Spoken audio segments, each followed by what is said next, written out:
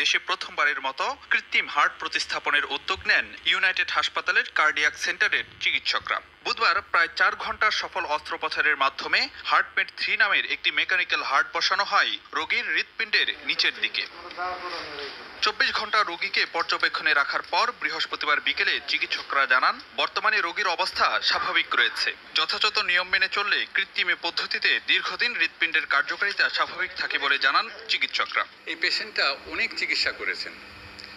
তার হার্ট ফেলের মানে কি, যে হার্ট আর পাম্প করতে পারে না, করতে করতে এটার ইজেকশন ফ্র্যাকশন, হার্ট যে সংকোচন করলে যে রক্তটা বেরোয়, সেই সংকোচন পার্সেন্ট 20% চলে আসছিল, কোনো সময় 18% চলে আসছিল, 25% চলে আসছিল।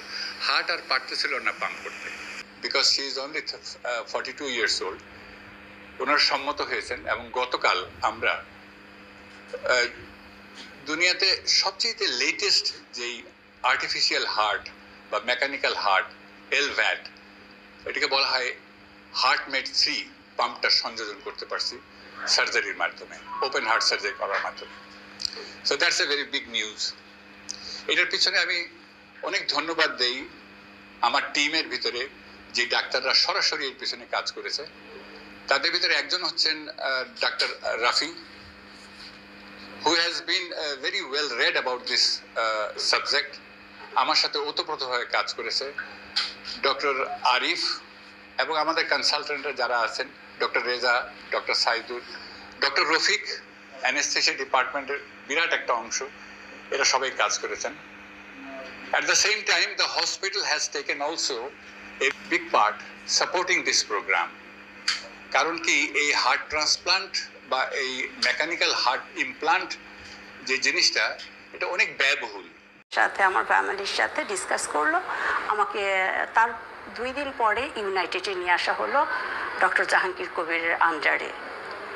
আমি এসছি, আমার এখনও মনে আছে, সকাল ছিল সেটা। আমাকে নর্মাল সরাসরি আমি এই চেম্বারে এসছি। এখানে আসার পরে আমাকে দেখার পরে ডক্টর রাফি ডক্টর জাহাঙ্গীর কবির আমাকে ডক্টর রাফির কাছে ট্রান্সফার করে দেওয়ার পর আমাকে কিছু টেস্ট করা হলো। এরপর আমার কন্ডিশন দেখার পরে, যেটা আমার আশা একেবারে ছেড়ে কিন্তু আমি এসেছি এভার কেয়ার থেকে, এটা আমি উল্লেখ করেছি। সে আশাটা আবার রিপিট করলো ডক্টর জাহাঙ্গীর কবির, যে আমি ট্রাই করতে পারি, গড নোন হায়াত কি সেটা god known, only god known, কিন্তু আমি ট্রাই করব এবং আমাকে নিয়ে করতে চাচ্ছেন। এটা আমার ফ্যামিলির সঙ্গে। এবং সিঙ্গাপুরেও আমরা যখন যোগাযোগ করতেছিলাম, তখনও ডক্টর মানে লাস্টে হতাশ হয়ে গেছে। তো এই জন্য আমরা মনে করেছিলাম যে হয়তো, তো এখানে আসার পরে স্যারের সাথে কথা হলো। স্যার আবার ডাক্তার রাফি আছে একজন, তা উনিও বেশ আমাদের একদম রাত্র মনে করেন 24 আওয়ার সার্ভিস দিচ্ছে আর কি, 12টা নাই 1টা নাই। আমরা বলতাম যে এই অবস্থা, তখন উনি বলতে এইটা করো এইটা করো। তারপরে আমরা আমাদের মানে খুব একটা মানসিক স্যাটিসফ্যাকশন পাইলাম যে চিকিৎসার পরে ভালো মন্দ এটা তো আল্লাহর হাতে, কিন্তু ডাক্তারের সাথে তো কথা বললে অনেকটা। তা আমাদের বিশেষ করে আমি আর আমার সম্বন্ধী ছিল, আমরা স্যারের কথাবার্তা খুব পছন্দ করলাম যে ঠিক আছে, আমরা ইন্ডিয়া দিনে বাইরে আর যাবো না। এই তো ওনার একটাই সন্তান। মাম্মির সিচুয়েশন যেমন ছিল ওই সময় সার্জারির আগে, সারা রাত ঘুমাতে পারতো না। আমরা সারা রাত রুমে যেতাম, আর রাত হলেই মনে হতো যে পরের দিন সকালে আর দেখতে পারবো নাকি, এমনও গাট ফিলিংস আসতো। কিন্তু তারপরেও এইসব কিছু কাটিয়ে আমরা জাহাঙ্গীর আঙ্কেলের কথা শুনি, ওনার কাছে আসি, আমাদের ফ্যামিলি রিলেটিভ দিয়ে ওনার থ্রুতে আসি। তারপর আলহামদুলিল্লাহ সার্জারির পর এখন যে সিচুয়েশনে আছে, যেমন আমি টার্কিতে ইকোনমিক্স অ্যান্ড ফাইন্যান্সের উপর ব্যাচেলার্স করছি, আমার সাথে মাম্মি থাকে।